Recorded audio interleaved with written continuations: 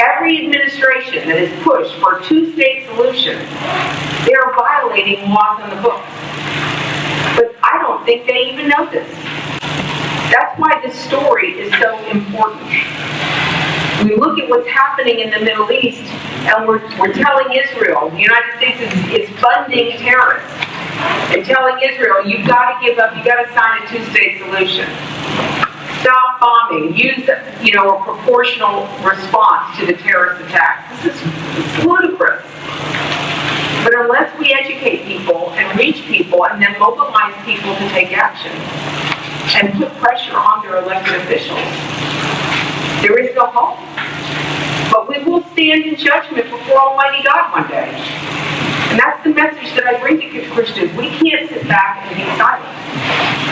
And so you may wonder, does it work? Well, let me tell you a little thing that happened in Williamson County as a result of educating our community and communities across the country. We had a mother whose son is being taught using textbooks by Pearson publishers that are riddled with anti-Semitic references, anti-American references, anti-Judeo-Christian references. And this has been going on. This textbook, just in Williamson County, has been used for 6 years. But this textbook is not just being used here in Williamson County. The textbook is being used in every school district across the country. I'll say almost every. But Pearson publishers, you can bet their textbooks are in every county across this country. 60% of Pearson sales come from the United States of America. What's the name of the book? It's called Human Geography. This is a human geography course where the young man, in the quote that's in the book, and if you go to our website, you have all the information at pjtn.org. But basically, the quote legitimizes Israeli suicide bomber attacks against Israeli teenagers in a Jerusalem restaurant, because they are waging a war against Israeli government policies and army actions. And so when we found this, because the mother had already been educated, her son came home questioning whether Israel had rights to the land, and the day that this happened actually happened to be November 29, 2012. Well, we all know what was going on at the United Nations that day. I don't have to explain that to this crowd. But he came home wanting to know, and this is a kid from a Christian home, wanting to know who has the legitimate rights to the land of Israel. And after his mother began to prod and ask more questions, she found the textbook, she found handouts, she found out that the teacher had invited a speaker to come and speak that day to the classroom. And not only did this young man leave the class that day questioning his faith, but another student was asked what he thought. And this student said, had I not taken this class, I wouldn't know about the dangerous Zionist agenda. This is happening in far more communities than we realize. Florida is dealing with Pearson published textbooks. We launched a campaign after that. And we did it strategically a couple months before summer break, when all the school districts would start making their textbook purchases for the coming years. And guess what happened? Within 6 months of us launching a media campaign against Pearson, you may have seen me on Fox News several times. Washington Times carried a story. You may have read it here locally. Even Al Jazeera carried a story. But after we had exposed this 6 months later, Bloomberg News reported in October, I think it was October 7th issue, that Pearson stock was in decline. By January of this year, Bloomberg News reported again that Pearson had to lay off employees in North America. When parents find out that our children are being propagandized with lies and misinformation and disinformation, parents rise up. Let me just tell you a little bit about Pearson. Pearson is not even based in the United States of America. It is a British-based company. As I said, 60% of their sales come out of the United States. They sell textbooks to school districts around the world. And on top of that, Pearson Publishers has an editor who edits textbooks in the United States, 37 states, and he has made a public statement. He's a Muslim-born Indian. He has publicly stated that he is waging a bloodless revolution in American schools. Those are his words. Using our children as guinea pigs.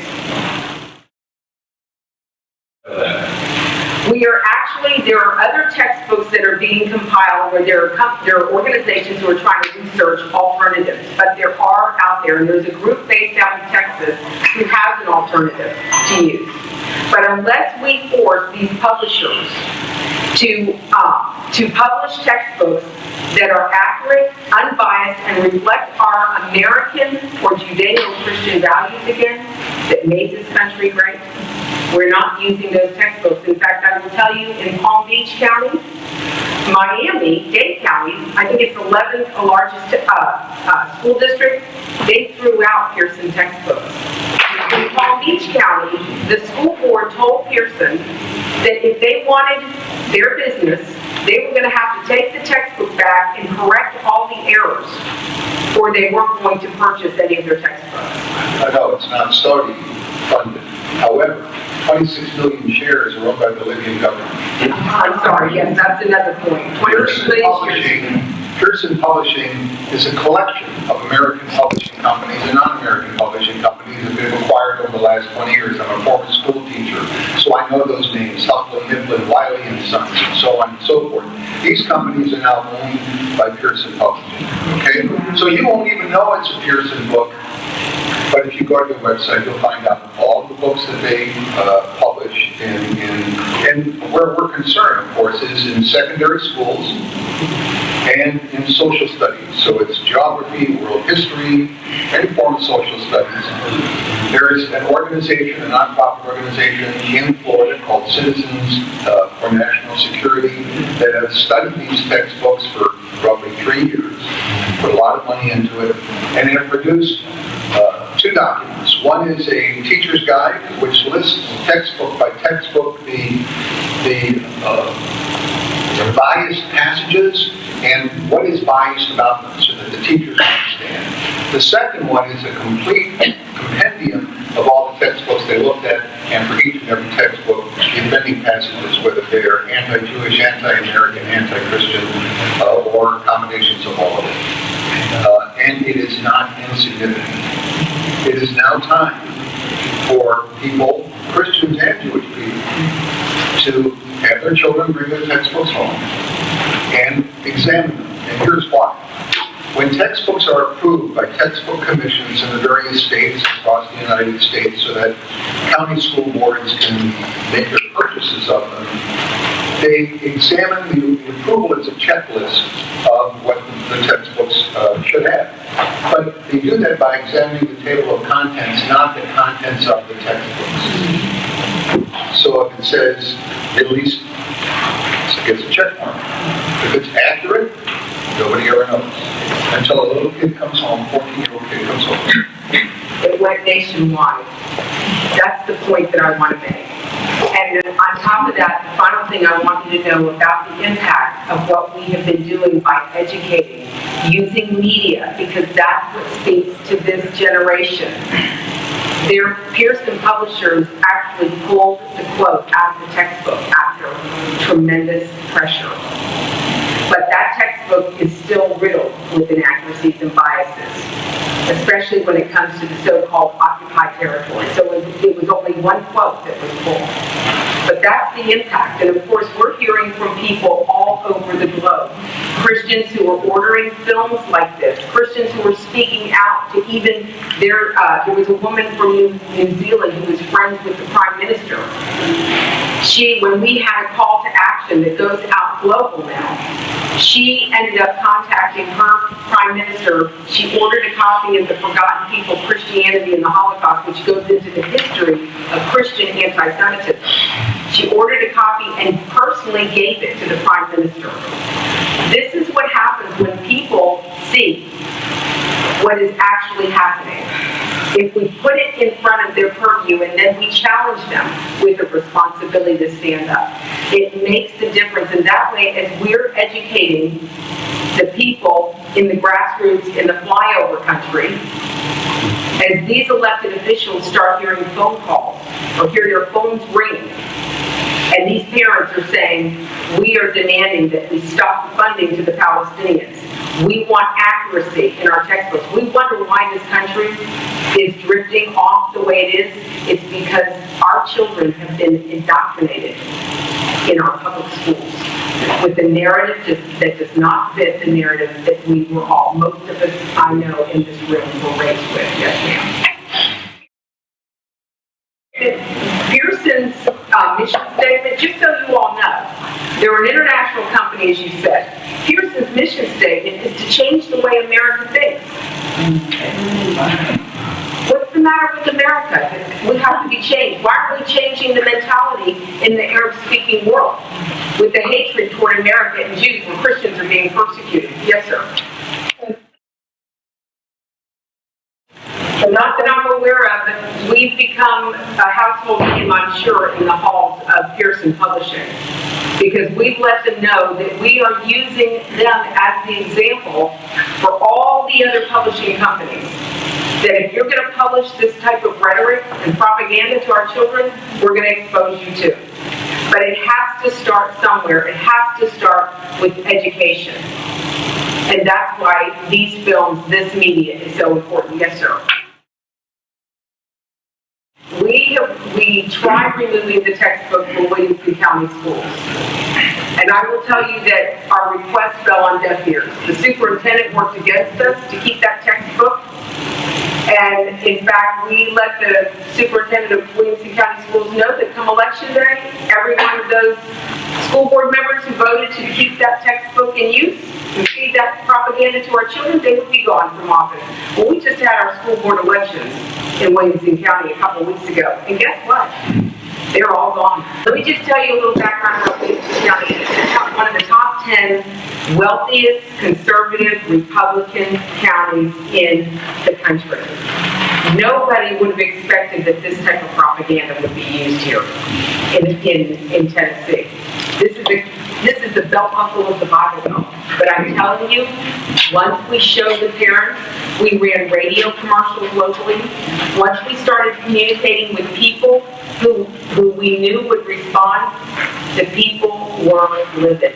And we sent these people packing. And the reality is, we look at the federal government and how bloated it is, and it feels like, is anything ever going to change up here? I suggest to you that the strategy is we start from the bottom up. It's what I call the Nehemiah principle.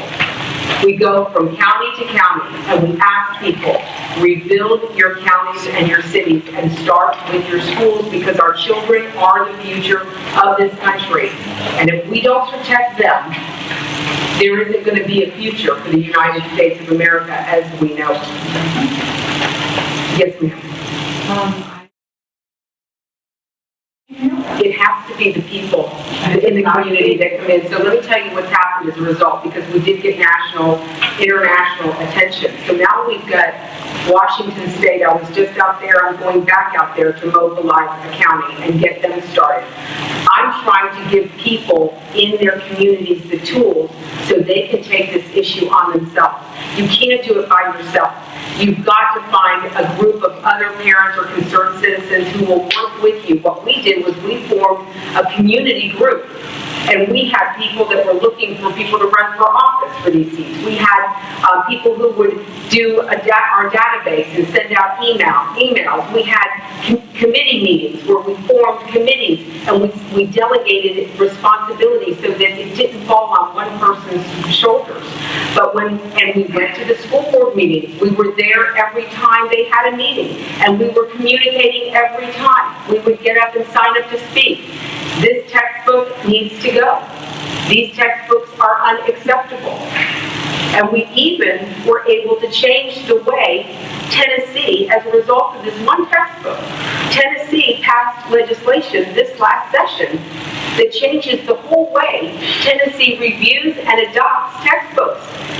And now these textbooks have to be accurate.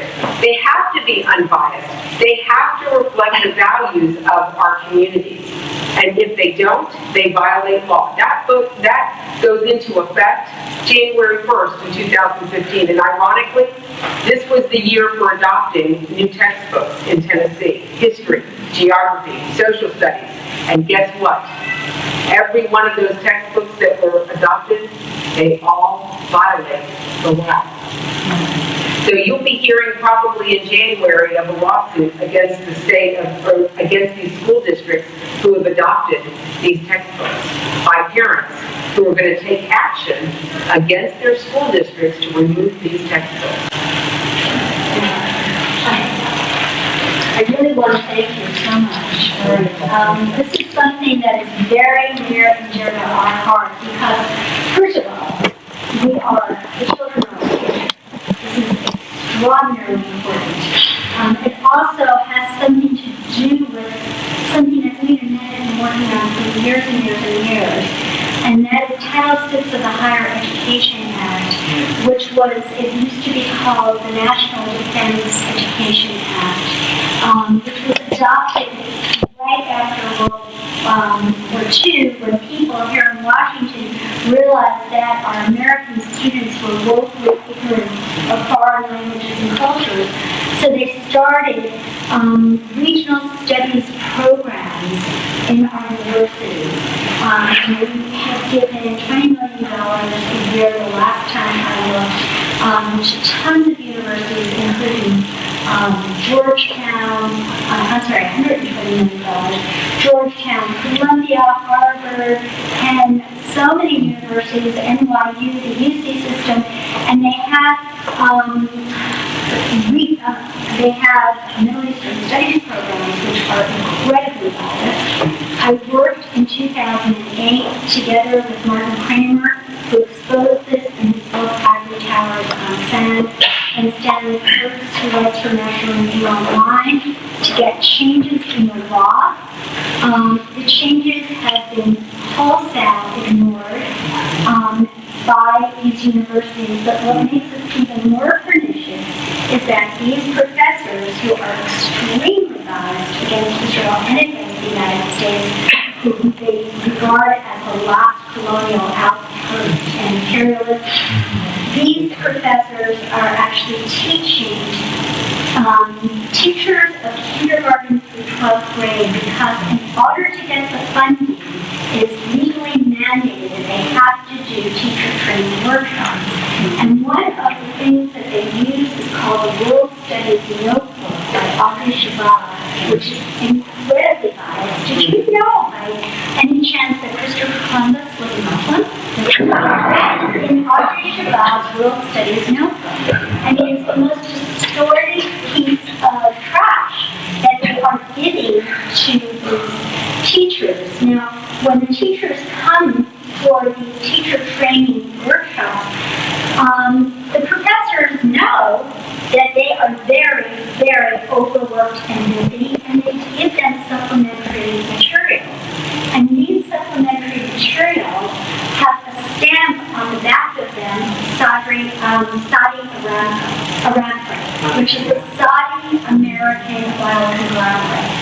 And I saw some of them, and one of them has asked the question, why was America attacked on September 11, 2001? And guess what the one correct answer was? Because of its workers. And this is the kind of one-sided propaganda that our students are getting. So I am so honored to be able to partner with you, Laurie, and to work with churches and synagogues, and we can get parents to study their textbooks and to be able to mobilize them.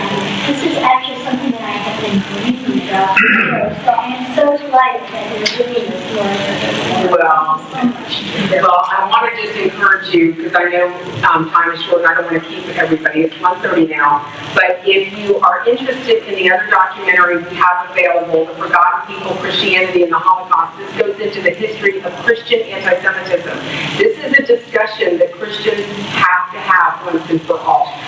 Many Christians are not educated about Christianity and its history of anti-Semitism. So we're doing this. Our next documentary film that is actually we're in the process of raising the funding for right now is on the whole BDS movement. Because this film, and we're producing this next film for a younger college audience. Because we have got to address this issue once and for all on our college campuses and now on our high school campuses. For those of you who follow the whole rise of anti-Semitism, you also know that anti-Semitic attacks are growing on our high school and our middle school campuses as well. Why? Because we're teaching them with textbooks that are riddled with propaganda, anti-Semitic hatred, anti-American hatred. And Ron is right. If we don't have a strong America, who's going to have Israel's back? And we're looking at Israel being marginalized and being left alone out there in the world. It's outrageous. Thank God Bibi understands that the American people stand with Israel. Because the Bible is replete. God made a covenant to Israel, and He's going to fulfill that covenant to Israel. And by the way, Christian, you've got to be invited into it. Again, I just want to thank EMET, Sarah, and her whole team for making this